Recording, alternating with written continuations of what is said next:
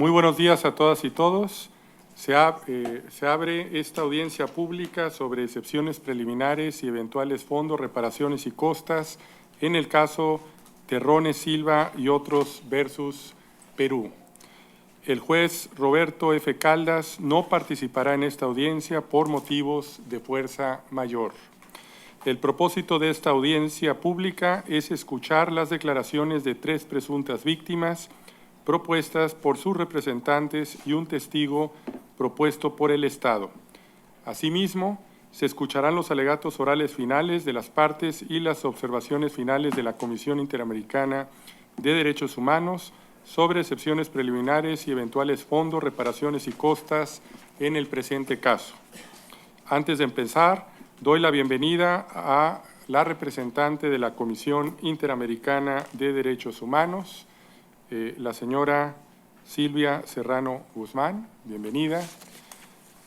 Asimismo, doy la bienvenida a la declaración de los representantes de las y los representantes de las presuntas víctimas. Cristian Henry Guailinos Camacuari, coordinador del área legal, Asociación Pro Derechos Humanos. Diana Carvajal Figueroa, asesora jurídica voluntaria de Abogados Sin Fronteras. Dania Cos Barón, coordinadora del área legal, Comisión de Derechos Humanos. De igual manera, doy la bienvenida a la representación de la República del Perú. El señor y las señoras Sergio Manuel Tamayo Yáñez, abogado de la Procuraduría Pública Especializada Supranacional y agente alterno. Sofía Janet Donaires Vega, Procuradora Pública Adjunta Especializada Supranacional y agente alterna. Y Silvana Lucía Gómez Salazar, abogada de la Procuraduría Pública Especializada Supranacional y agente alterna. Paso la palabra a la señora secretaria para que haga las precisiones pertinentes. Gracias, presidente. Los fotógrafos tienen 3 minutos para realizar sus tomas, después de los cuales deberán retirarse del estrado, pero podrán permanecer en la sala. Asimismo, informa a los asistentes a esta audiencia que el uso de teléfonos celulares está prohibido.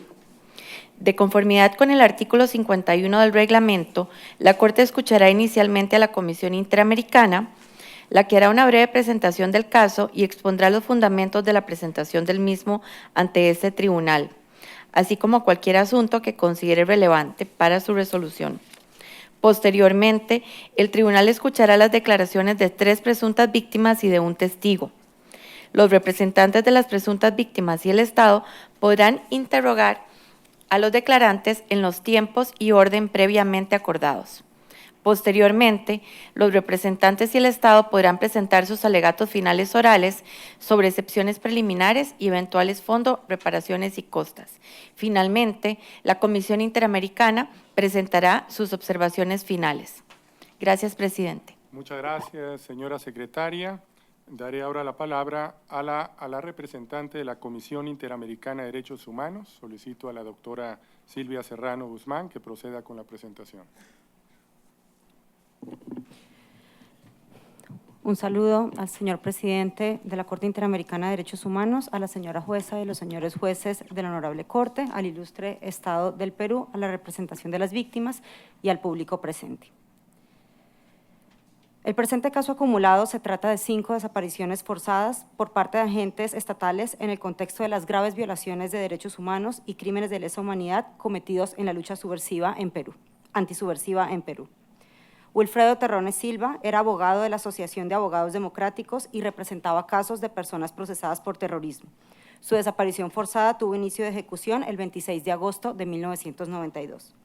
Teresa Díaz Aparicio era licenciada en Sociología y docente de la Facultad de Ciencias Sociales de la Universidad Mayor de San Marcos.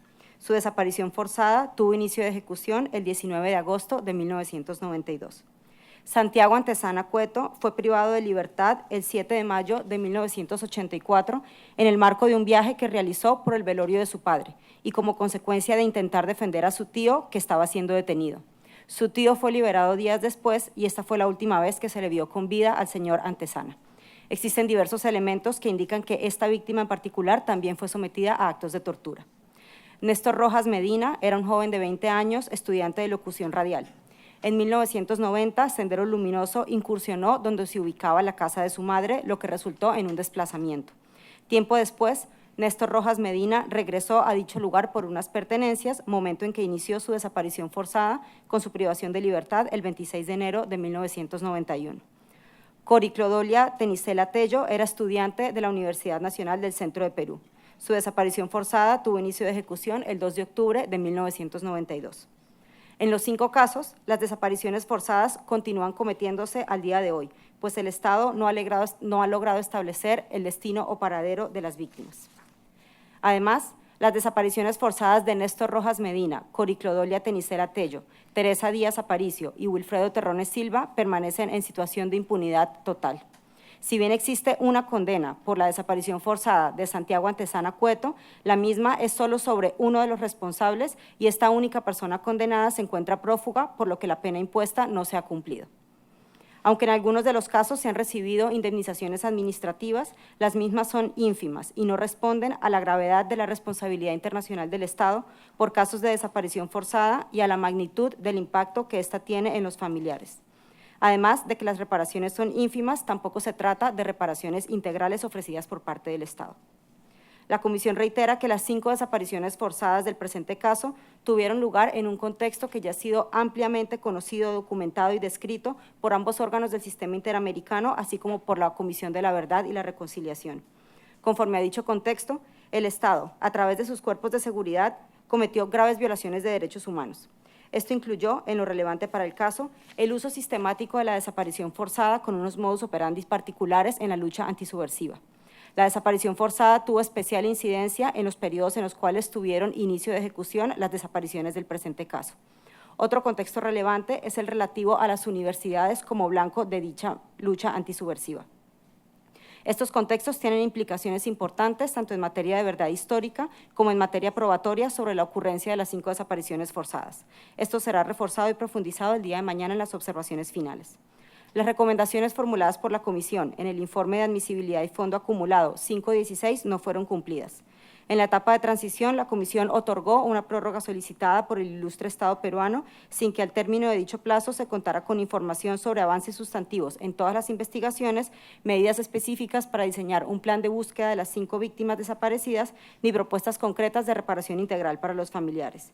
Por ello, la Comisión decidió someter el presente caso acumulado a la Honorable Corte, convirtiéndose este en el 7º caso sobre desaparición forzada en Perú ante este tribunal, en adición a las decenas de casos publicados por la Comisión Interamericana sobre la misma problemática.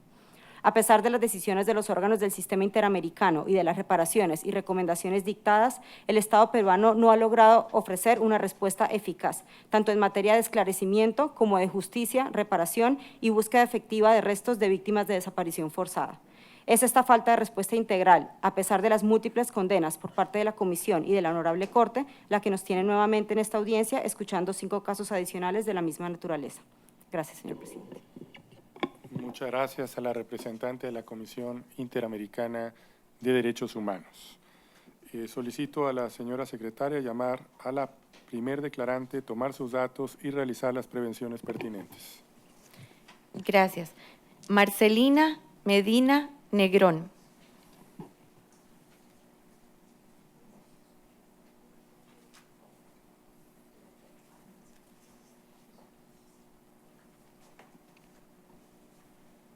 Buenas tardes. Puede tomar asiento.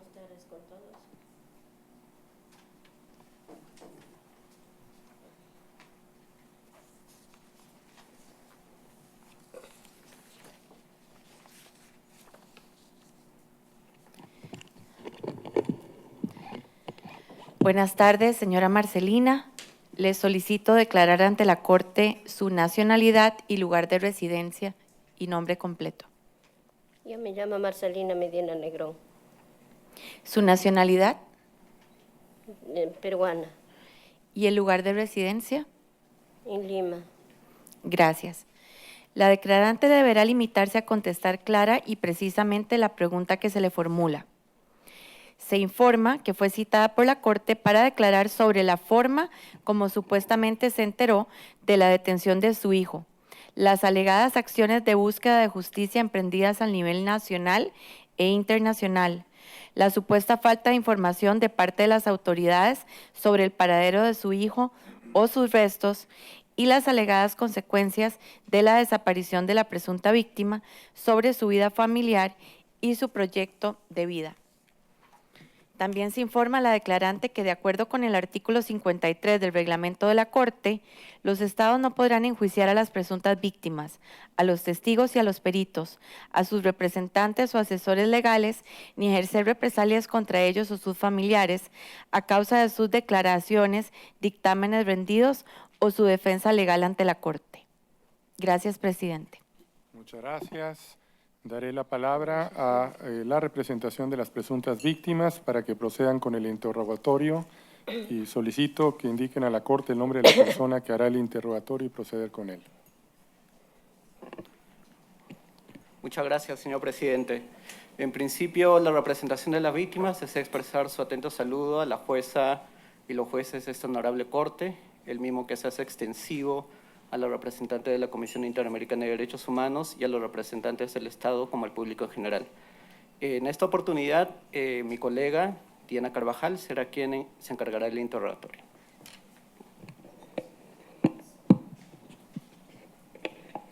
Muchas gracias. Señora Marcelina, vamos a hablar en primer lugar de las circunstancias que rodeaban la vida familiar antes de la desaparición de su hijo. ¿Puede contarnos, antes de que Néstor desapareciera, usted en dónde vivía y a qué se dedicaba? Yo vivía en Tocache, pero desplazada me venía acá en Lima. En Lima estaba viviendo, en Rosaluz, trabajando, vendiendo comida, todos familiares armoniosamente, unidos, todos. Con 2 hijos he venido, mi esposo y con los 2 hijos, yo, los 4 hemos estado alojados en una amistad de mi hijo, hemos estado en Posada, ahí estaba trabajando, pero nos hemos venido de Tocache sin nada y estaba complementando económicamente con los diarios que trabajábamos. ¿Puede contarnos, por favor, cómo era su hijo Néstor Rojas Medina y a qué se dedicaba? Mi hijo era muy amable, trabajador, estudioso. Él estudiaba periodismo, estaba iniciándose a estudiar, trabajaba en Radio RBC, 1 hora de fusión tenía. Cuéntenos, por favor, ¿cuándo fue la última vez que vio a su hijo? En el mes de enero, cuando ha viajado a Tocache, le dijo que un poquito que las cositas hemos dejado. Entonces, él ha viajado a Tocache. Mamá me dice, no tenemos capital, no tenemos plata acá. Yo voy a ir a venderle las cositas que hemos dejado para iniciarnos el trabajo. Y un capitalcito más y yo trabajo, con eso nos vamos a iniciar, mamá me dijo. Se fue mi hijo. Nunca más ha regresado hasta hoy en día, Dios esperándole a mi hijo. No hay cuándo que vuelva. La que se dice yo soy quien ha agarrado comandante Santos y ellos lo que saben de mi hijo. Yo quisiera que me digan la verdad qué han hecho con mi hijo, qué es lo que pasa con mi hijo. Hasta ahora sigo buscando a mi hijo. Mi hijo para mí no se ha desaparecido, está vivo en donde sea que me entreguen a mi hijo. Es la única esperanza que he tenido yo. Hasta ahora sigo buscándole a mi hijo. No hay cuándo que me dé el resultado. Me voy a autoridad y en autoridad no hay cuándo que encuentre el resultado de mi hijo. No hay cuándo que me digan nada. No hay justicia para mí, porque soy pobre quizás. Tuviera plata me movilizaría a cualquier lado, pero yo no tengo nada y desde ahora estoy en la calle sin nada. Doña Marcelina, ¿puede contarnos cuándo y cómo tuvo conocimiento de la desaparición de su hijo? Señorita, repítame. ¿Cuándo y cómo tuvo conocimiento de la desaparición de su Cuando hijo? me comunicaron de allá, los familiares, a los 8 días que estaba detenido mi hijo. Y la policía lo han detenido. De él le han pasado al ejército. Entonces me han comunicado, toda la población y los vecindades me han mandado carta. Entonces me fui a mi hijo en busca. Yo no le encontré a mi hijo. Ya no me han dicho ni aquí está, ni en dónde está. Hasta hoy en día sigo buscándole, señorita. No le encuentro hasta hoy en día, señorita. Cuéntenos, Quizás se puede encontrar acá en la justicia. cuéntenos un poco de esas acciones que usted realizó para buscar a su hijo. Varias veces me he ido a tocar y estoy averiguo y no hay cuando el resultado que encuentre, señorita. ¿Usted fue a buscarlo al cuartel del ejército? Sí, me he ido. Cuéntenos sobre Me esa han dicho diligencia. que no está, no hay, me han dicho. Pero cuando me han llamado, le llamé a mi cuñada Faustina Collantes. Ella se ha ido y le han dicho, sí, le hemos detenido, se ha ido a Lima mandado de Arcote, para investigación. Si tiene la culpa, no va a regresar. Si no tiene la culpa, va a regresar. Eso lo han dicho. Pero yo me he ido también a preguntar. Me dijeron que no está. No lo hemos visto, dijeron. Eso me niegan. Habiendo testigos pueblo entero, habiendo testigos tantos ojos, me esconden a mi hijo, no sé qué es lo que han hecho con mi hijo. Yo quisiera que me digan la verdad para no estar así. Si le han matado, que me digan la verdad.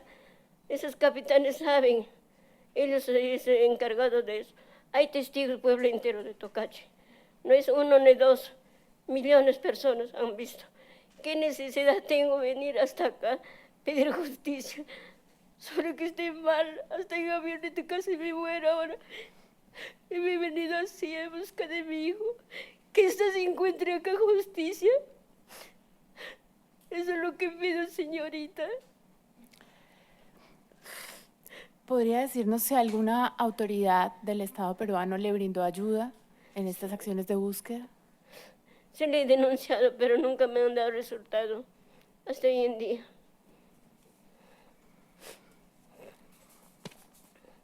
¿Por qué motivos cree que no se han podido encontrar ni a su hijo ni a sus restos? Nada, ni respuesta ni a mi hijo. ¿Por Y qué? hasta en la calle han dado esos loquitos que están botados en la calle, abriendo su cara, destapándole, quizás puede encontrar en la calle a mi hijo, pero no le encuentro hasta ahorita, ni botado ni nada, señorita. Es la única esperanza que tiene mi hijo. ¿Qué culpa tiene mi hijo de estudiar periodista? No tiene la culpa, yo soy el culpable como madre haber traído a este mundo. Deberían decirme si tiene errores, deben decirme este error tiene tu hijo. Venga a verlo a tu hijo, deberían decirme por qué me esconden hasta ahorita así, por qué me castigan de esa manera las autoridades, señorita. ¿Usted por qué cree que no se ha podido alcanzar justicia en el caso de su hijo? Señorita, ¿Por qué cree que no se ha podido alcanzar justicia en este caso? no le escucho bien, señor. ¿Por qué cree que no ha sido posible hacer justicia en el caso de su hijo? No sé, señorita, por qué sería que me han hecho eso, porque posiblemente me esconden porque estaba estudiando periodismo, porque tenía su carnet, una difusión de radio RBC, una hora tenía difusión, y en su mochila tenía lo que han cobrado, $2,000, más su carnet de periodista. ¿Usted cree que esos fueron los motivos por los que él fue detenido? Sí, señorita, ¿O cree que existen otros motivos adicionales? sí.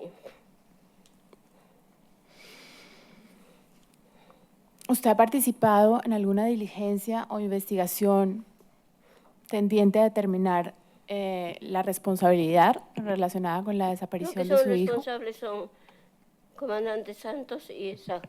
¿Pero usted ha participado en alguna diligencia judicial tendiente a declarar la Ante el juez de responsabilidad? Tocache, señorita. Cuéntenos ahora cómo cambió la vida familiar, cómo la ha afectado a usted y a su familia la desaparición de su hijo. Todo se ha desorganizado, señorita, mi vida. Ahora está una lástima, señorita, mi vida. Todos nos hemos ido a bancarrota, señorita. ¿Puede darnos algunos ejemplos de lo que ha ocurrido? Señorita, ¿Puede darnos ejemplos sobre cómo se ha visto afectada su vida familiar? sí. Antes vivíamos en Tocache, teníamos todos trabajando. Tenía pequeña y mediana empresa. Entonces ahí he entrado a excursión de sendero Y por eso nos hemos venido acá a Tocache. De Tocache a Lima. En Lima nos hemos desorganizado total. Me he separado con mi esposo. Mi hija conmigo se quedó. Encargaban a los vecinos para ir a buscar a mi hijo. Toda una desgracia pasó ahí, señorita. Hasta ahora mismo estoy así enferma, delicada de salud, señorita. ¿Cuántos años lleva usted buscando a su hijo? Años, señorita, meses. Y años que estoy acá buscándole, hasta ahorita no encuentro, señorita, ni a mi hijo ni noticias. ¿Este tiempo que usted ha dedicado a la búsqueda ha afectado de manera directa a sus familiares? Sí, señorita. Cuéntenos cómo. Ellos me comunicaron y entonces a ellos también le pregunto, me dicen, si la policía lo tiene. Y para mi parecer lo tiene la policía, otra persona no lo tiene. Le han pasado al ejército, en el ejército está mi hijo. Así es que me devuelvan a mi hijo.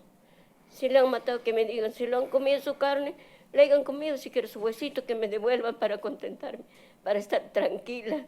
A ver en ellos que pase esa noticia, ese problema. Si no van a doler, si no van a sentir ser humanidad. ¿Ha recibido alguna reparación por parte del Estado por la desaparición de su hijo? No, señorita, me han dado una propina en Derechos Humanos. Me dieron lo que está en Simán, 5.000 soles. Esa es una propina que me han dado, pero ni los gastos cobre, señorita, eso. Cuéntenos finalmente qué le pide usted a la Corte Interamericana. Señorita. ¿Qué le pide hoy usted a la Corte Interamericana de Derechos Humanos con relación al caso de la desaparición de su hijo? Yo le mandé carta por mediante de APRODE, porque yo me he ido a Derechos Humanos, ellos me apoyaron en eso. Yo le mandé, ahora yo le digo, ojalá en ellos que encuentre justicia, como debe ser, que me entreguen a mi hijo. Ellos que me ayuden, por favor, que les ruego bastante. Muchas gracias. Gracias, señorita. Es todo. Muchas gracias a la representación de las presuntas víctimas. Corresponde ahora el interrogatorio a la representación del ilustre Estado del Perú. Adelante, por favor. Buenas tardes, señores jueces de la Corte Interamericana, representantes de la Comisión Interamericana y de las presuntas víctimas, público en general. Soy Sofía Donaires, procuradora de la Junta Supranacional, y estaré a cargo de algunas preguntas para la señora Marcelina. Señora Marcelina, por favor, ¿nos podría señalar si usted ha sufrido o su familia algún atentado o ataque por parte de Sendero Luminoso? Y si fuera así, más o menos, ¿cuándo o en qué año habría sido esto? Antes que salga de Tocache, sí, señorita. ¿Aproximadamente qué año? ¿Usted se acuerda? La 90. década? 90. Okay. Mi hijo desaparece en 91. 91. Sí. ¿Nos podría también, por favor, señalar a través de quién se enteró usted de la desaparición de su hijo y qué razones le dieron sobre su detención, esta persona que le dio Yo a me conocer? enteré por Wilmer y Maruja, porque ellos son cercanas de mis familiares y más de los vecinos también que me mandaron carta. Wilmer y Maruja no son familiares, son cercanos a su familia. Sí. Ya. La siguiente pregunta es, ¿cómo era la relación entre el señor Abelardo Collantes Quirós y su hijo Néstor Medina? Muy bien, se llevaban como padre y hijo. Como padre e hijo. Sí, porque eso, entenado es Abelardo Collantes. Ya, ok. Padrastro, mejor dicho, de mí.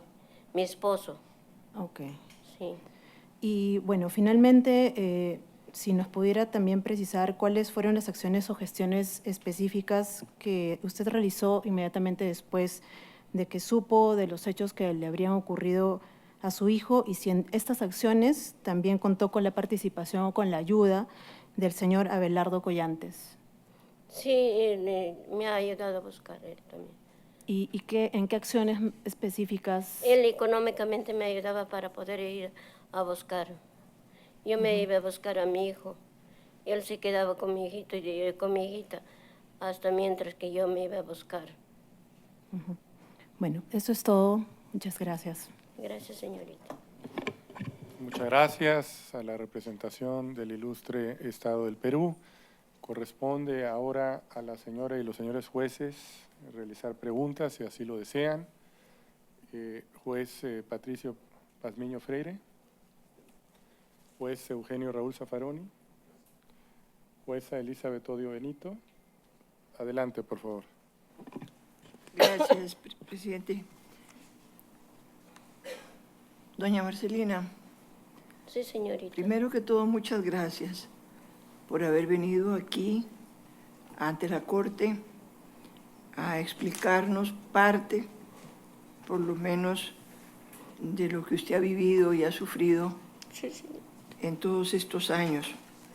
Para nosotros es muy importante oír su testimonio para poder entender qué fue lo que pasó con su hijo Néstor. Néstor es el Sí, nombre, Néstor ¿verdad? Rojas Medina. ¿En qué nos dijo que trabajaba Néstor?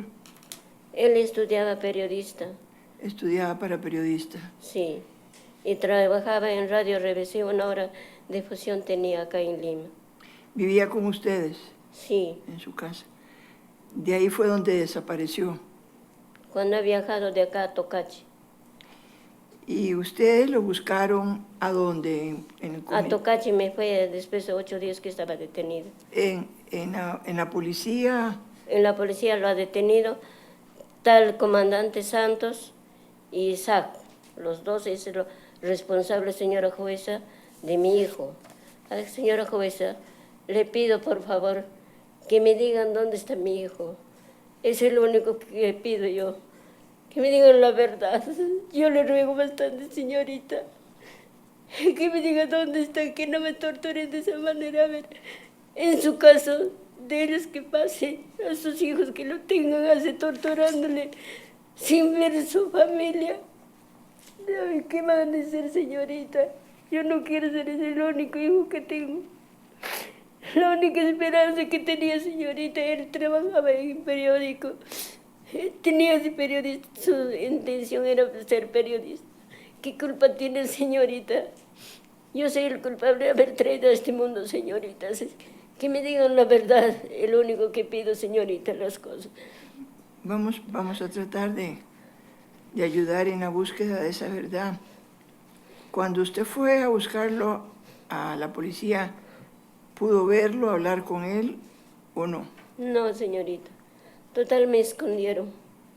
Y en ningún otro momento después Ya no le he visto, señorita. ya no pudo verlo más. Pero todo el pueblo de Tocachi saben que ellos lo han detenido. La policía lo ha detenido y lo ha pasado al ejército. Hasta ahorita para mí está en el ejército que lo tienen detenido, señorita. Eso es lo que le han explicado a usted. Sí, señorita. Bueno, doña Marcelina, muchísimas gracias otra vez por su ayuda, por sus aportes y procuraremos contribuir en la búsqueda Ya, señorita, gracias. de tantos años. Muchas gracias. Ya no más, presidente. Gracias. Muchas gracias, jueza Elizabeth Odio Benito, juez Humberto Antonio Sierra Porto, juez Eduardo Villagrossi. Doña Marcelina, ¿quiere declarar algo más a esta Corte Interamericana? Yo lo único pido interamericana que me haga justicia, que lo busquen esos culpables, que me entregue a mi hijo, que me lo exija, por favor, que lo va a rogar. Eso es lo que yo pido a Interamericana, señor. Muchísimas gracias por su presencia, por su declaración de esta tarde. La Corte lo valora mucho. Ya no tenemos más preguntas. Puede retirarse. Gracias, señor. Si así lo desea, permanecer en el público. Gracias.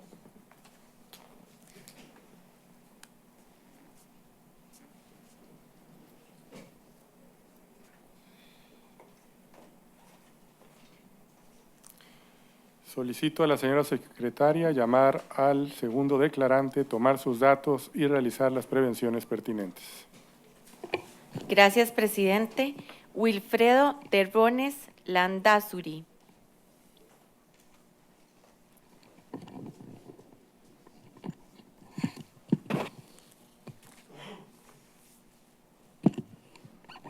Buenas tardes. Acá. Buenas tardes. Buenas tardes.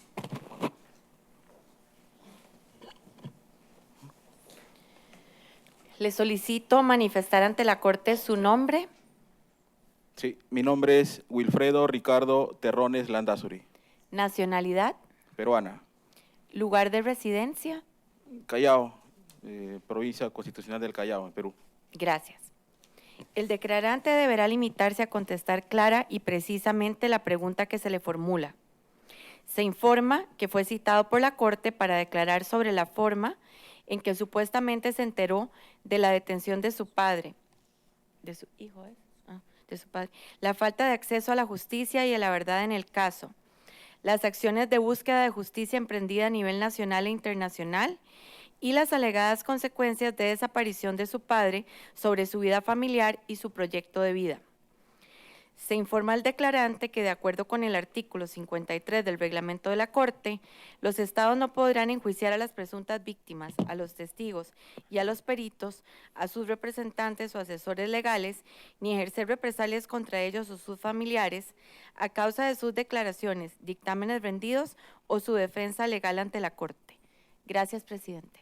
Muchas gracias, señora secretaria. Corresponde ahora a la representación de las presuntas víctimas realizar el interrogatorio y proceder con él.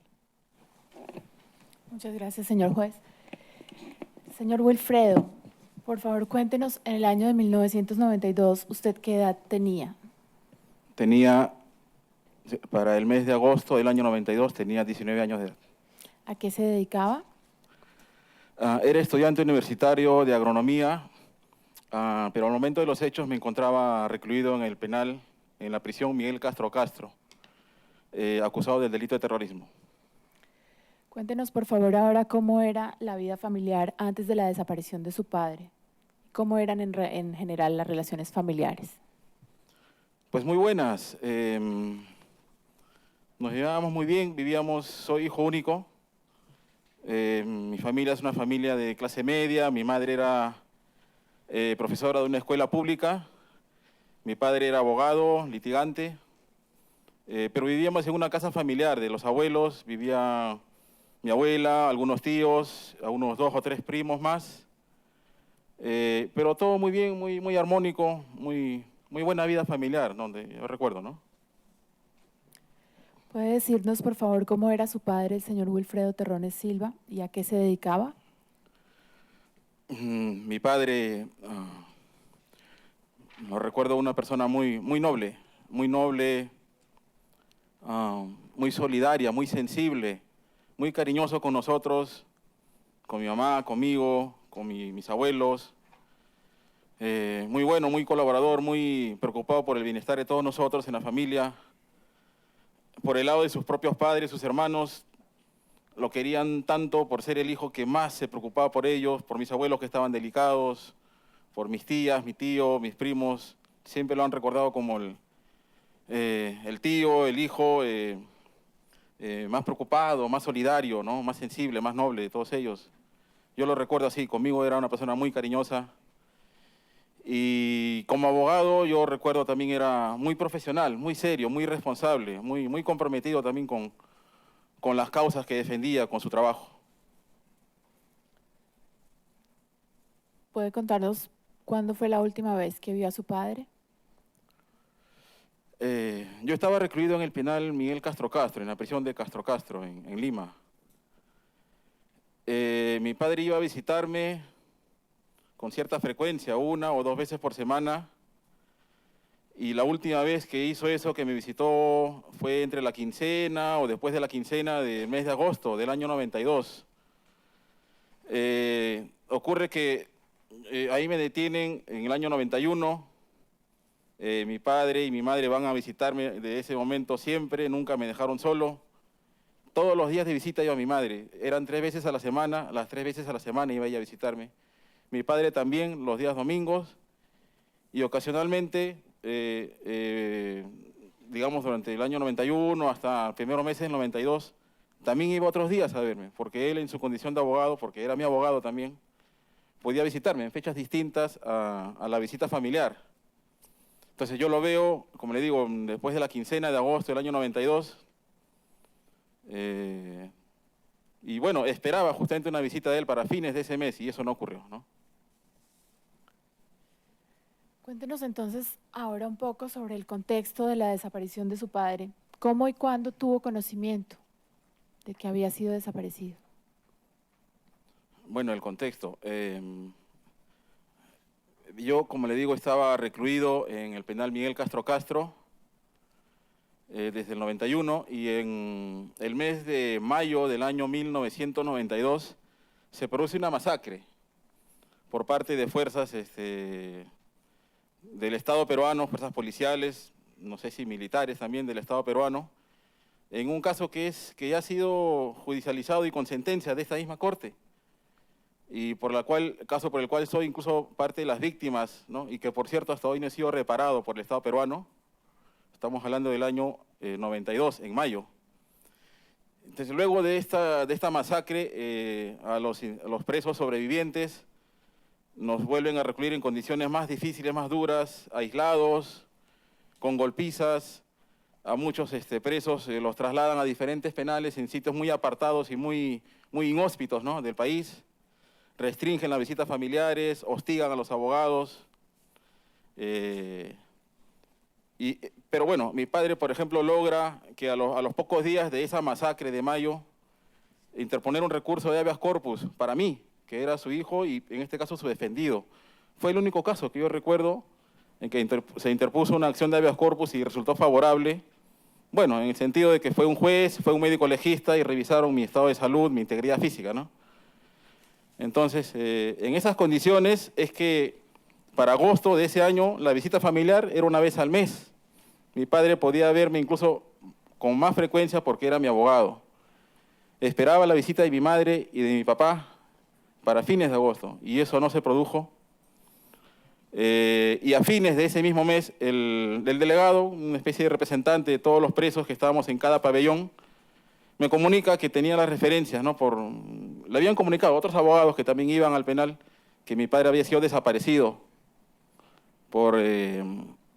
el 26 de agosto del año 92, en circunstancias en que se acerca al penal. Él ingresa al penal Miguel Castro Castro y según me dice por las referencias de sus colegas abogados, él se acerca al penal porque fue inducido por una emboscada, una trampa de un abogado que era agente del Grupo Colina, es decir, agentes del Estado, quien le dice que en ese día hubo un motín o enfrentamiento de los presos con la policía. Y él, bueno, siendo mi padre, siendo mi abogado, y sabiendo que había habido ya una masacre en mayo, constantes golpizas, traslados, vejaciones, maltratos, torturas, va raudamente al penal y que lo ven entrar, pero ya no salir, ¿no? Entonces, eso es lo que yo conozco, ¿no? Y en ese momento me entero lo que pasó, porque como le digo, a fines de ese mes no recibí la visita de mi padre ni de mi madre, los esperaba, no supe qué pasó, no sabía, y hasta que el delegado del pabellón me lo dice, recién me llego a enterar de lo que le ocurrió, de que fue detenido o desaparecido por agentes del Estado peruano. ¿Ha tenido conocimiento de lo que pudo haber pasado con su padre luego de que ingresó al penal? Sí, lo que yo sé, de lo que yo tengo conocimiento es que agentes de este Grupo Colina lo intervienen allí, lo torturan, lo llevan a una instalación militar y que lo seccionan vivo. Estando vivo lo cortan con una motosierra en una instalación militar y que luego su cuerpo, o los restos, ¿no?, de su cuerpo son arrojados al mar. Y esto lo sé porque me lo dice un interno, un preso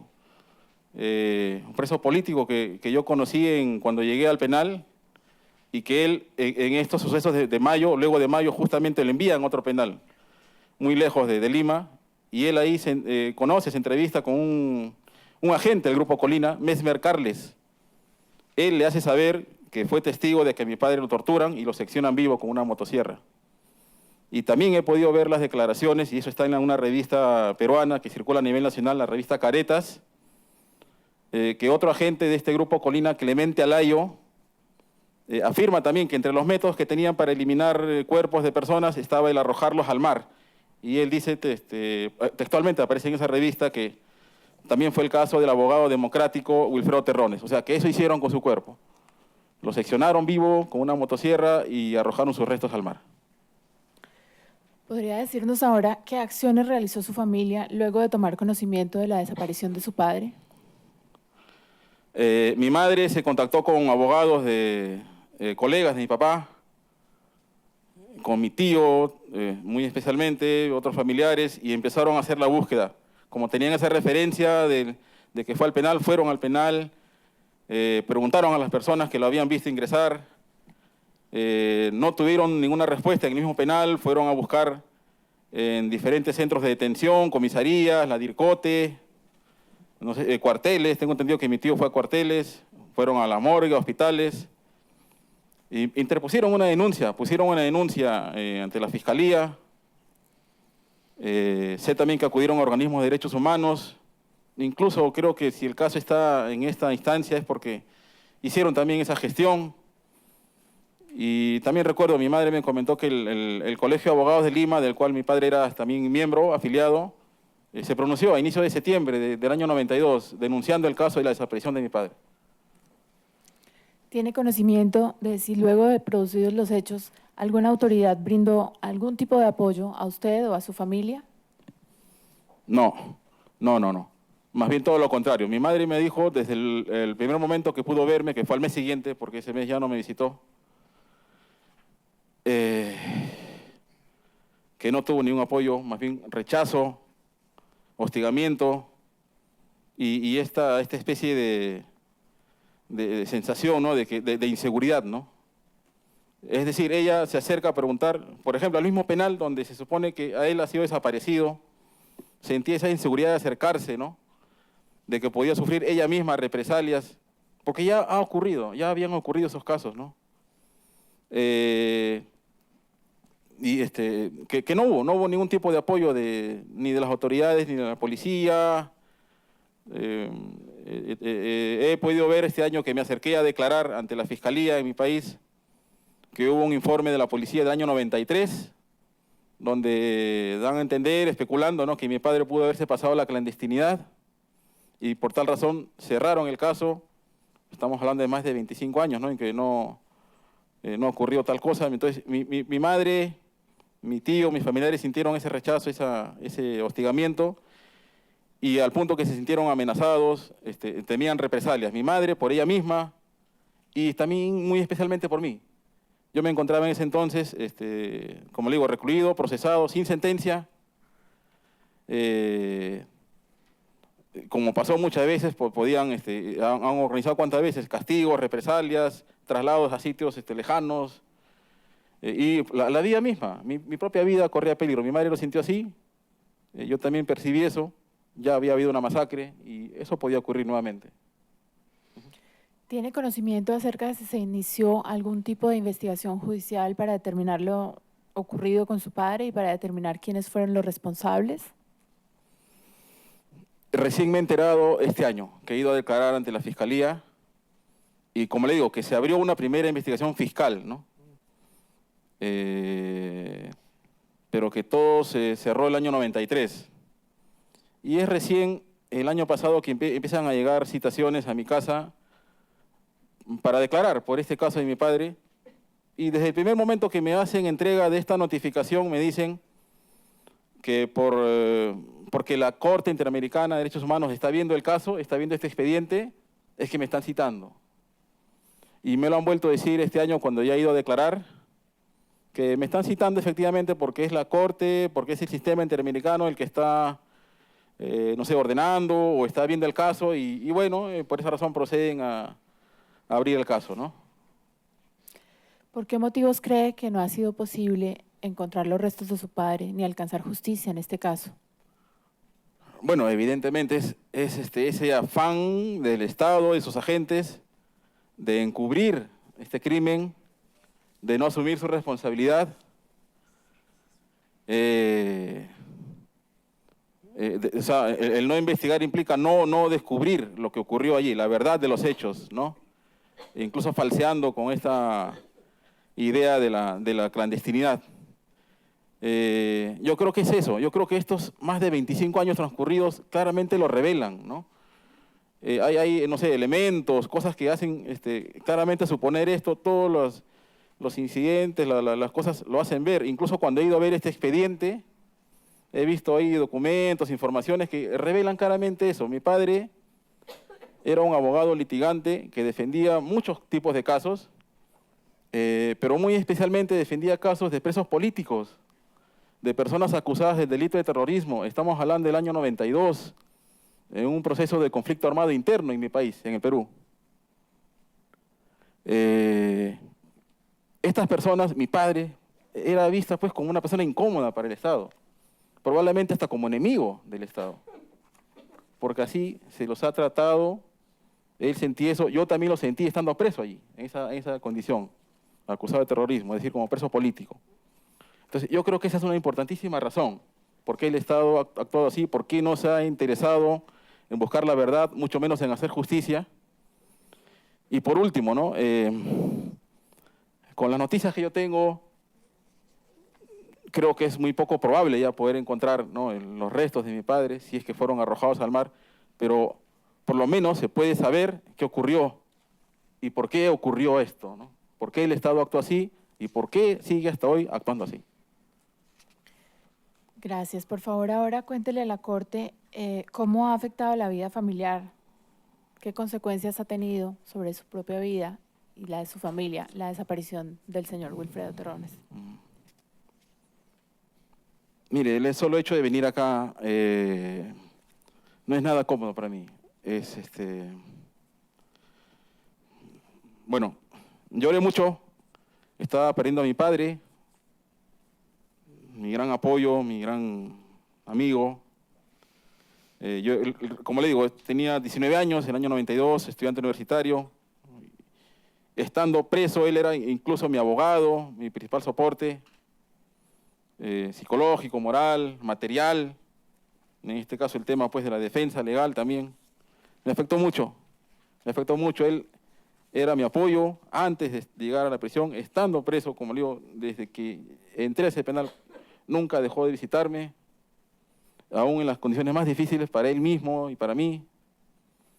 Y bueno, pues no, y para lo que yo pensaba hacer con mi vida, efectivamente perdí ese apoyo, perdí esa persona, ¿no?, de gran cariño para mí. Mi madre, ni qué decir, le alteró también toda su vida. Hacía poco tiempo había fallecido mi abuela. Yo tenía en aquel entonces un tío con síndrome de Down, hermano menor de ella. Mi padre era una gran ayuda para ella, en la casa, con el cuidado de la casa, con el bienestar, por supuesto, material. Mi madre seguía con su trabajo y mi padre la apoyaba con eso, el cuidado de este chico Down. Superar estas penas con el compañero, con su compañero de vida, ¿no es cierto? No tenerlo a su lado, no poder apoyarse también con su compañero para visitar a su propio hijo, que era mi caso. Le afectó muchísimo. Tuvo que alterar su ritmo de trabajo para poder investigar, hacer las indagaciones, la búsqueda de mi padre. Y especialmente al sentir ese acoso, ese hostigamiento o indiferencia del Estado, y especialmente sentirse que podía sufrir represalias, le afectó mucho. Hasta hoy ella sigue sintiendo eso y es la razón por la cual incluso no ha estado dispuesta a declarar. Ella sigue pensando que yo podía sufrir represalias estando, repito, procesado, luego de salir incluso en libertad, que podía haber persecución, hostigamiento. Le afectó también muchísimo a ella en ese aspecto y lo sigue sintiendo así. Y bueno, por supuesto mis abuelos, las hermanas de mi padre, mi tío, hasta hoy sueñan con él, son personas muy religiosas, muy creyentes, le han organizado misas, asumiendo, digamos, que ya está muerto y con la fecha, consideran que murió esa fecha, el 26 de agosto, el día que desaparece. Digamos, como hay ciertos ritos en el Perú, ¿no?, con algunas prendas que él tenía estando vivo, le hacen un recuerdo, ¿no?, a falta de un cuerpo que velar, a falta de unos restos que ir a visitar, a dejar flores en un cementerio, pues con unas ropas, ¿no?, lo han recordado, ¿no?, haciéndole unas misas y Bueno, mis abuelos ya fallecieron con todo el dolor de no saber qué pasó con su hijo. Algunas de mis tías todavía lo siguen recordando con mucha pena, ¿no? ¿Ha recibido algún tipo de reparación por parte del Estado peruano por la desaparición de su padre? No, ningún tipo de reparación, no, nunca en ningún momento. No. Cuéntenos finalmente qué le pide a la Corte Interamericana de Derechos Humanos con relación a este caso. Yo le pediría a la Corte que se haga justicia. Que se haga justicia. Mi padre era un abogado, litigante. Podría haber estado acá. Él seguía defendiendo muchos casos. Tenía todo el derecho a ejercer su profesión. En el Perú se supone que hay libertad de conciencia, libertad de pensamiento, de expresión, de opinión. Él defendía a presos políticos, personas acusadas del delito de terrorismo. En ese proceso, un conflicto armado interno, el Estado lo ha visto como una persona incómoda y seguramente hasta como un enemigo. Aún hoy, muchos abogados en el Perú sufren esta persecución y este acoso. No me parece bien, no estoy de acuerdo. Es una injusticia completa que se haya actuado así. El Estado es responsable de eso y nunca ha querido asumir su responsabilidad. Yo quiero que se sepa eso y que se diga claramente por qué ocurrió. No son simples errores, a las personas no se les elimina porque sí. ¿Qué han querido hacer con esto? ¿Qué buscaba el Estado con esto? Eso que se sepa. Esa es parte de comprender un proceso político, de alcanzar también una solución para ese problema. Quiero que se emprenda una búsqueda de los restos de mi padre. ¿Qué ocurrió? Si efectivamente lo eliminaron arrojando sus cuerpos al mar. ¿Cómo fue eso? Varios de los crímenes de este grupo Colina han sido ya judicializados, creo que hasta en esta misma corte. En el Perú por lo menos hay casos conocidos, cómo ha actuado esta gente, ¿no? ¿Cómo no investigar con los elementos que habían ahí en la mesa, ¿no? O sea, que se han dado a conocer? Era una práctica cotidiana, ¿no? Era parte de una estrategia de guerra, de una estrategia de eliminación del enemigo, ¿no? Incluso con este argumento de que se ha pasado la clandestinidad. Mi padre nunca me abandonó en los momentos más difíciles. Más bien su labor como padre y como abogado era eso, defender estas causas. Defenderme a mí. Yo quedé indefenso. Además de perder a mi padre, quedé indefenso porque estaba todavía en proceso, no tuve por largo tiempo otro abogado defensor, ¿no? Yo he pasado todo eso. Yo entonces pienso que debe alcanzarse una justicia, una búsqueda, una reparación. También pido eso desde el punto de vista moral, psicológico, cómo han sido afectadas mi familia, mi madre. Bueno, mis abuelos ya fallecieron, mis tías, mis primos. Y yo mismo, claro que sí, lo siento mucho. ¿Cómo ha sido afectado? ¿Por qué no se llega a la verdad? ¿Por qué no se esclarece esto? Si es necesario,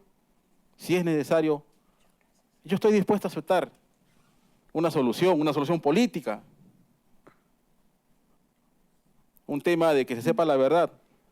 Ha salido el señor Fujimori hace apenas unos meses por un indulto que dio el Estado peruano, quien ha sido señalado claramente como cabeza responsable de todo este aparato del Estado que ha aplicado estas políticas, estas estrategias de guerra, de eliminación. Señor Wilfredo, muchas gracias. Es todo por nosotros. Muchas gracias a la representación de las presuntas víctimas. Corresponde ahora el interrogatorio al ilustre Estado del Perú. Muchas gracias. Muy buenas tardes, señor Terrones Landázuri. Voy a realizarle algunas preguntas en relación con su padre. La primera es, ¿cuánto tiempo vivió con su padre el señor Wilfredo Terrones Silva? ¿Cuánto tiempo vivió usted con su padre? 19 años. Al momento de, digamos, que él desaparece tenía yo 19 años de edad. De acuerdo. Y en ese sentido, ¿cómo fue su relación de usted hacia él, hacia su padre, el señor Terrones Silva? Muy buena relación, muy, bueno, de mi parte mucho respeto, mucha admiración. Ajá. Correcto. Usted ha señalado que usted vivió los 19 años con su padre. Sin embargo, en relación con ese tema, quería preguntarle si su padre estuvo anteriormente preso.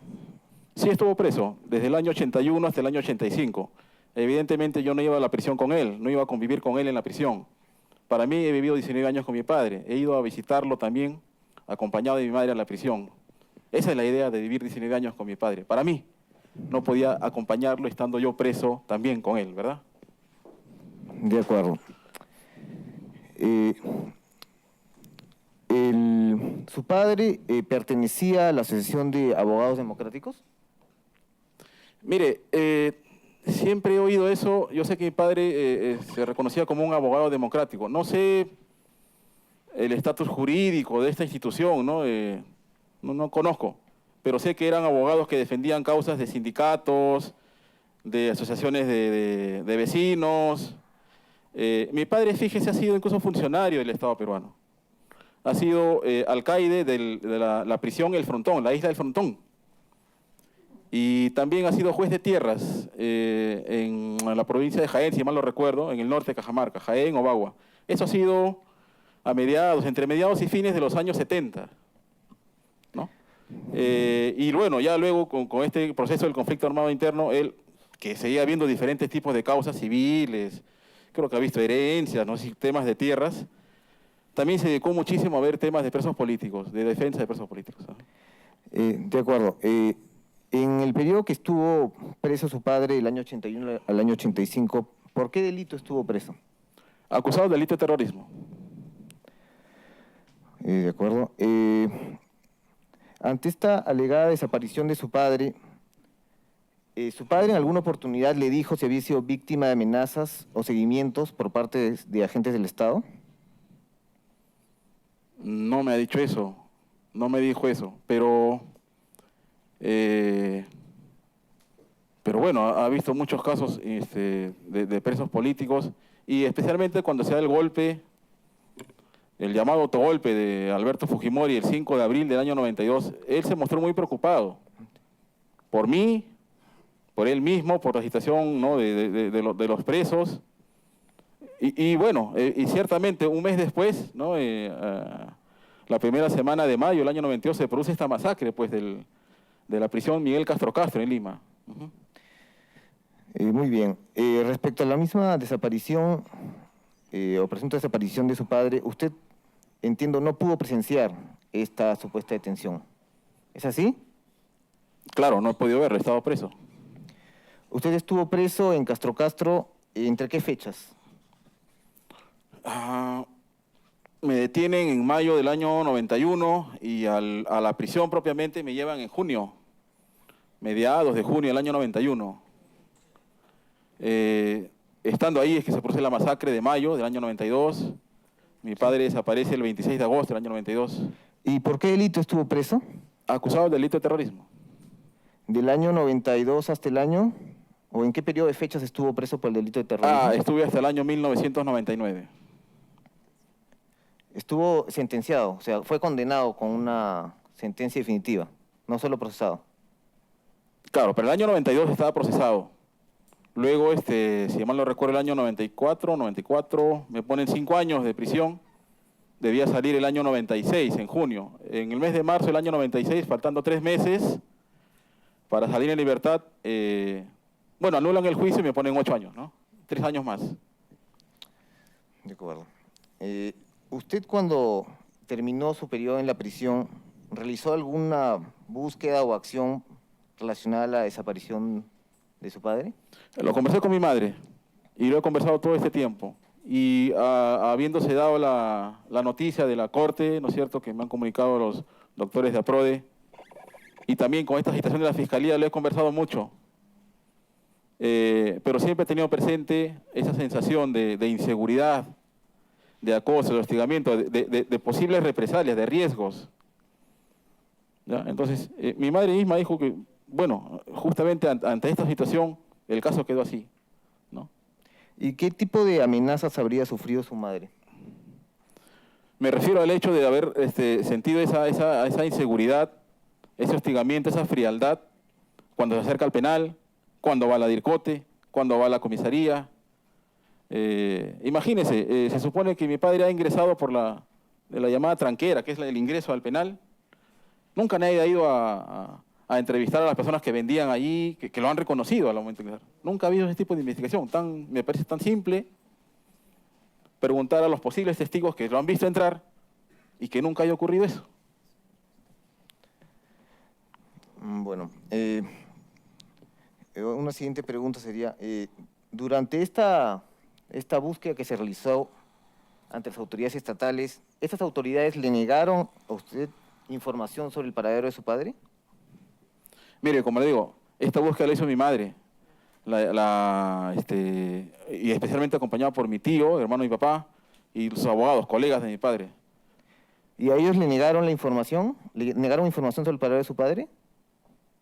Claro, ciertamente. Es decir, hasta donde sé, nunca obtuvo una respuesta satisfactoria. Que por lo menos le hayan dicho, se la ha detenido, se sabe esto. No, nada. Simplemente ningún tipo de información. Es decir, o sea, sí le respondieron, pero no respondieron dónde se encontraba su padre.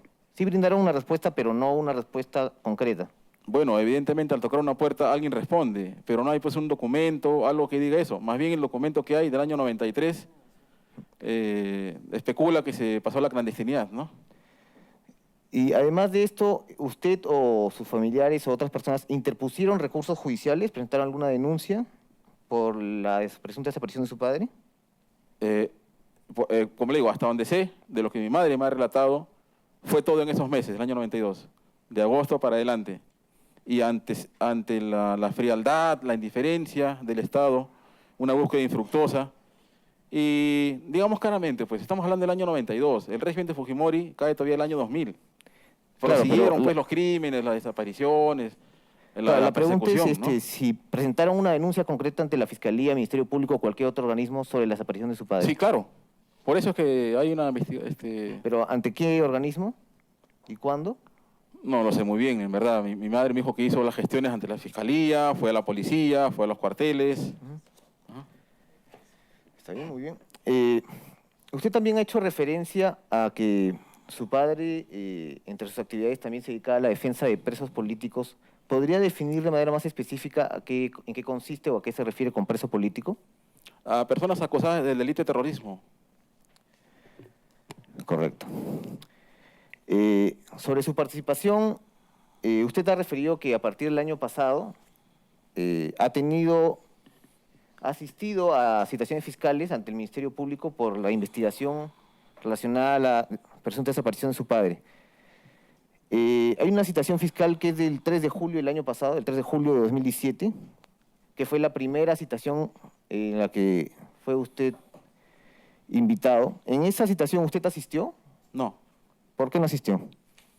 Pues porque, mire, luego de 25 años y ante tanta indiferencia y un vacío prácticamente de justicia, y nuevamente lo conversé con mi madre, como le digo, y me seguía expresando su preocupación, su angustia, ¿no es cierto?, de que pudiera haber algún problema. Ya me habían comunicado que el caso estaba en esta corte, y no tomé la decisión en ese momento de hacerlo porque me pasé unos meses pensando, en verdad me pasé unos meses pensando qué podía hacer, qué era lo más apropiado. No veía yo las condiciones, como tampoco las veo plenamente en el Perú para alcanzar justicia. ¿Usted asistió a la segunda citación que le hizo la fiscal, insistiendo en su presencia para tratar de aclarar Hubo algunas citaciones más. He ido por primera vez este año, en el mes de enero, febrero. O sea, recién fue a la tercera citación que le hizo la fiscal, hace mes y medio aproximadamente. No fue la tercera, creo que fue una quinta o sexta. Y, repito, si desde el primer momento me dicen incluso que están citándome porque este caso ha llegado a la Corte Interamericana y no porque haya una verdadera voluntad de investigar, yo sigo desconfiando plenamente de la justicia en el Perú. Y a raíz de en ningún documento dice que no hay una plena voluntad de investigar, no se le ha citado para que usted dé su declaración. Claro, por instancias de este proceso que está aquí, ¿no? Pero mire, le voy a decir algo, me parece interesante que... Nos ha quedado claro que usted asistió el 26 de enero en la tercera o segunda declaración. Quisiera hacerle una siguiente pregunta. relacionado al peritaje, bueno, las consecuencias que tuvo la desaparición de su padre en su vida. En el peritaje psicológico presentado por sus representantes se mencionó que usted ha participado en el esfuerzo de inscribir un movimiento político, el FUDEP, para las últimas elecciones. Tomando en cuenta ello, ¿cuál es su relación con este movimiento FUDEP? ¿Tiene, digamos, en su proyecto de vida o futuro planeado alguna realización de acciones con este movimiento? Mire, ocurre que el FUDEP tiene entre sus propuestas el lograr una amnistía general y una solución política para las secuelas del conflicto armado interno en el Perú. ¿No es cierto? Lo que en la opinión pública se ha hecho conocer como terrorismo. Eso me interesa mucho. Y fíjese que el año pasado, al dar el indulto al señor Fujimori, el presidente Pedro Pablo Kuczynski dice: volteemos la página y entremos a un proceso de reconciliación nacional. Muy bien, tomemos pues que verdaderamente ocurra un verdadero proceso de reconciliación nacional. ¿Qué significa eso? Justicia. ¿Y cuál es su relación actual con este movimiento FUDEP? Dígame. ¿Cuál es su relación actual? ¿Qué papel juega o qué rol juega usted en el FUDEP actualmente? No, sigo interesado en que se produzca esta solución política. Ajá. O sea, ¿es integrante de esta organización? Sí, claro que sí. Bueno, relacionado también al tema de su proyecto de vida, ¿podría decir cuál fue el impacto o cuál es el impacto en su vida de la desaparición de su padre? Creo que le he dicho, me afectó muchísimo. Aún sigo sintiendo que me falta mucho mi padre. No pude seguir estudiando cuando salí de prisión. Me apoyó una tía para estudiar en otra universidad, ¿no? Me tuvo que apoyarme una tía para estudiar en otra universidad. En fin, hubiera seguido la mano de mi padre, ¿no? Aprendiendo mucho con él. Correcto. Pero entonces, ¿cómo explicaría usted que en el peritaje psicológico sobre su persona presentado por los representantes se dice, y textualmente leo, la desaparición de su padre no alteró de forma significativa su proyecto de vida, en la página 8 del peritaje?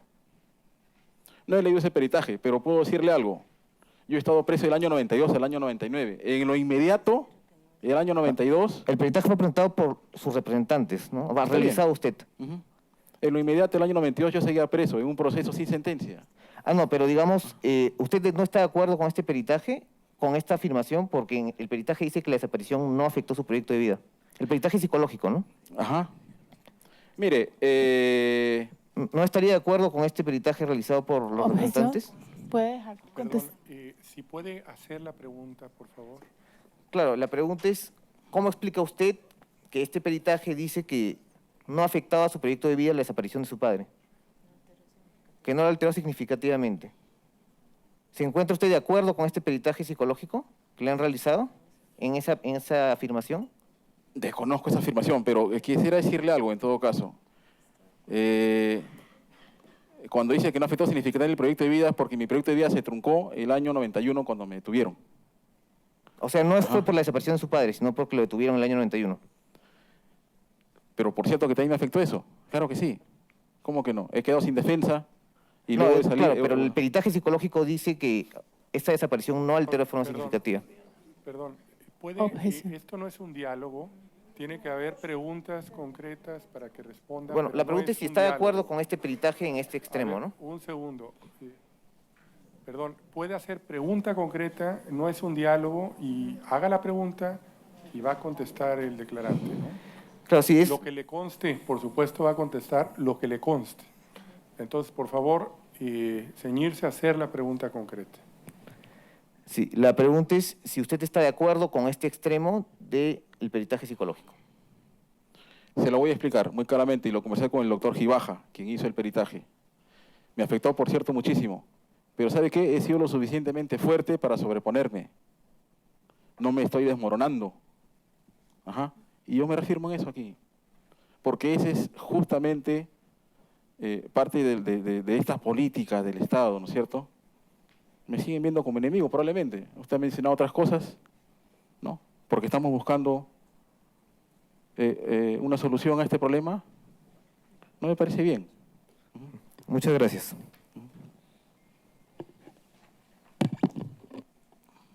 ¿Ya no hay más preguntas? Muy bien, muchas gracias al señor agente del Estado. Corresponde ahora el interrogatorio, si así lo desean, a la jueza y jueces de este tribunal. Juez Patricio Pazmiño Freire. Juez Eugenio Raúl Zaffaroni. Jueza Elizabeth Odio Benito. Adelante. Gracias, presidente. Buenas tardes, don Wilfredo. Buenas tardes. Don Wilfredo, ¿a dónde vivían ustedes cuando usted fue detenido?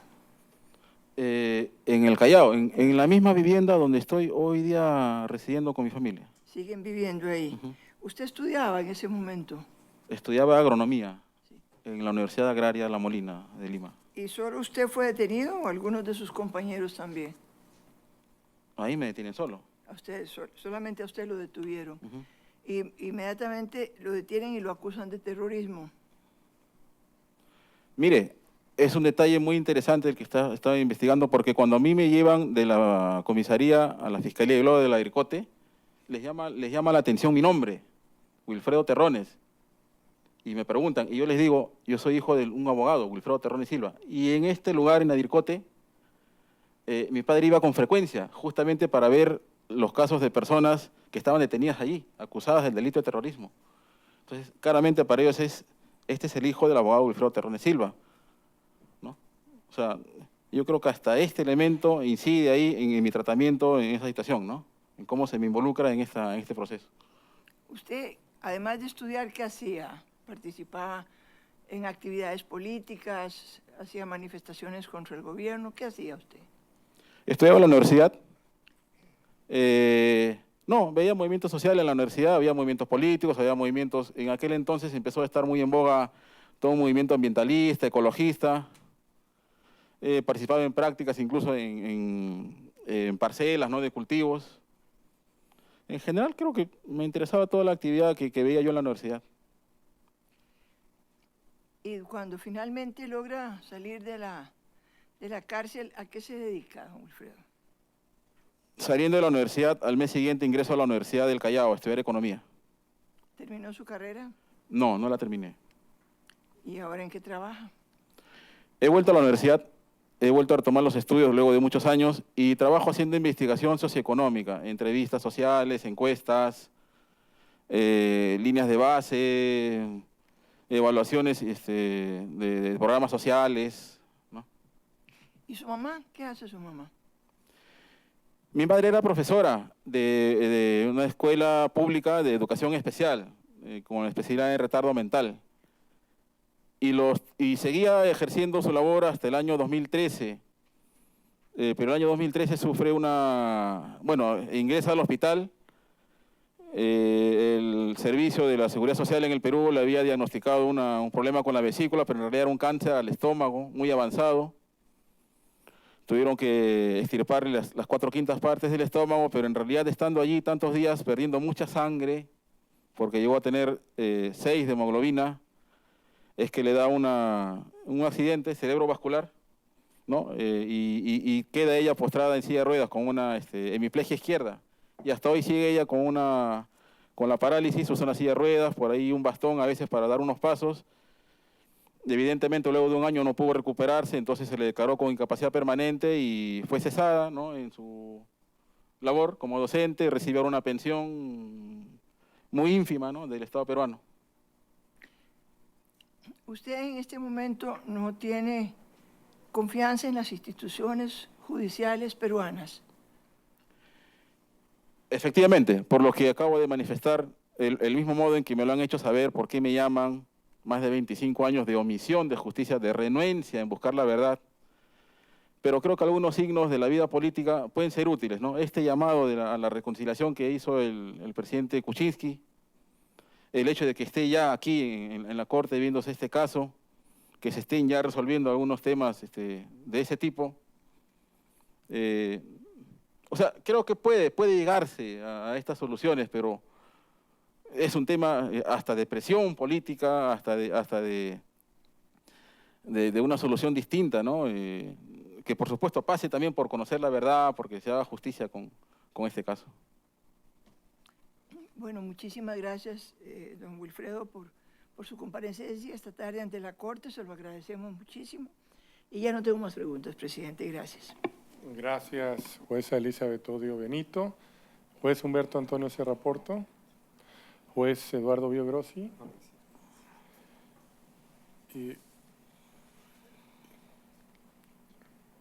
¿Le quiere pedir algo más a esta Corte Interamericana? Sí. Quisiera que se repare de manera muy especial la memoria de mi padre, además de las cosas que ya he planteado, ¿no? La búsqueda de justicia, porque yo considero que ha sido un perseguido político y que por esa razón se llegó a cometer este crimen contra él. El Estado peruano lo ha visto efectivamente como un enemigo y creo que aún hoy sigue viendo así el tema. Hay abogados que siguen defendiendo casos de personas acusadas por terrorismo y siguen siendo perseguidos. Y pienso que es tan abundante, ¿no?, la cantidad de crímenes y de situaciones que han ocurrido en aquella época que se necesita una solución política a este tema. Un tema de entender qué ocurrió en este país, qué ocurrió en el Perú, un conflicto armado interno, que lo reconoce incluso el propio Estado peruano, con la Comisión de la Verdad, lo dice. Yo he visto al Comité Internacional de la Cruz Roja estando allí, ¿no? O sea, es un conflicto. ¿Cómo se ha resuelto el tema? ¿Cómo se puede resolver hoy? Yo creo que no se puede simplemente seguir persiguiendo a las personas, ¿no?, de esta manera.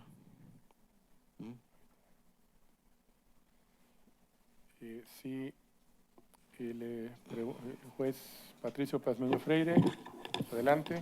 Gracias, presidente. Quisiera que nos comente,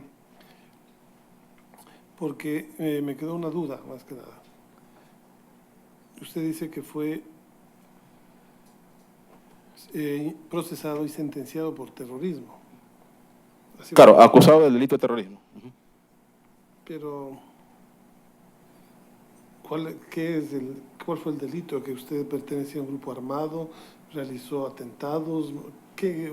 ¿Cuál era la figura penal? Mire, eso es lo curioso de mi caso y de muchos casos, creo yo. A mí no se me acusa de ningún hecho concreto. De ningún hecho concreto. Se me detiene en la calle, se me pone con otras personas en un caso y el supuesto delito es pertenecer a una organización terrorista. No se me acusa de ningún hecho concreto, ningún tipo de acción armada, de ningún tipo de atentado contra la vida o la salud de alguien o contra la propiedad pública. No hay ningún hecho concreto del cual se me acuse y se me condene, sino por una supuesta pertenencia a una organización terrorista. Fue sentenciado por eso. ¿Cumplió su pena por ese delito? Cumplí mi pena. Primero me pusieron 5 años, faltando 3 meses para salir en libertad. Anulan el caso y me ponen 8 años, ¿no? O sea, 3 años más. En el caso de su padre, igual, ¿por qué era la acusación? Él estuvo detenido desde el año 81 hasta el año 85, pero salió. Él, hasta donde recuerdo, no sé si fue con gracia o absuelto, pero no, que yo recuerdo, no ha sido condenado. Y bueno, también acusado del delito de terrorismo. Así en genérico. Ya, muy amable. Gracias, presidente. Esta Corte ya no tiene más preguntas. Le agradecemos mucho su presencia el día de hoy.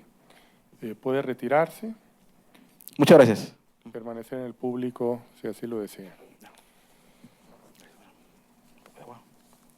En este momento haremos un receso de 15 minutos. Por favor, la Corte se retira.